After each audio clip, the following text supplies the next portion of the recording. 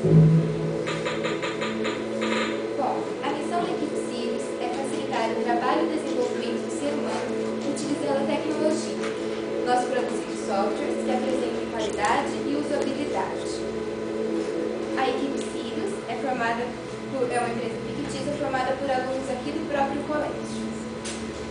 Por que nós escolhemos o nome Sirius? Porque Sirius é a principal estrela da constelação Cão Maior e ela é a maior estrela do céu noturno do ponto de vista terrestre. Ela pode ser vista a partir de qualquer ponto da Terra.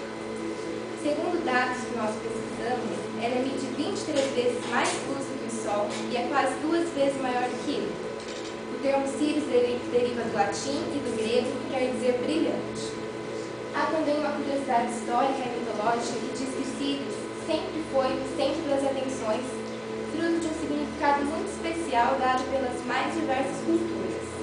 No Egito Antigo, por exemplo, ela era representada pela deusa Isis Sotis, e o seu aparecimento no céu coincidia com a cheia do rio Nilo, que no auge do verão vinha trazer prosperidade e fertilidade para as terras inundadas.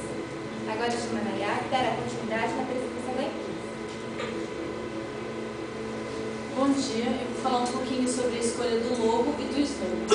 O logo, na metade branca do logo, representa o topo de uma montanha, enquanto que a metade preta representa o céu noturno. O logo ele tem forma circular para simular a luneta de um telescópio, dando a impressão de que, ao olhar pela luneta do telescópio, vemos uma única estrela que se destaca entre as demais, seria a estrela Sirius, mostrando o seu brilho. O nosso slogan é o universo ao seu alcance. O universo representa infinito, sem limites.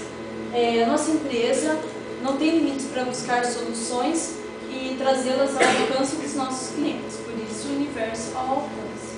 Agora eu vou apresentar o vídeo dos integrantes da empresa Sirius.